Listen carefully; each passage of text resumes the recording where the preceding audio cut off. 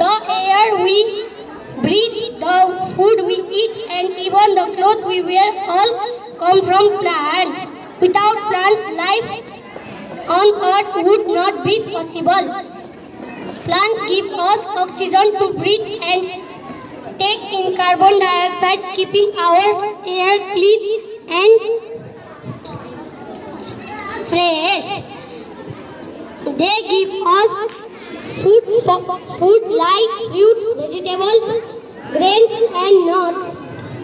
We also get wood for furniture, paper and medicines too. They also help us to keep the earth cool and reduce pollution.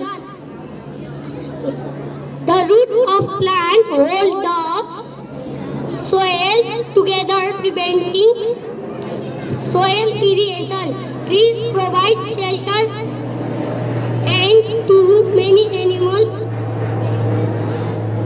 and birds.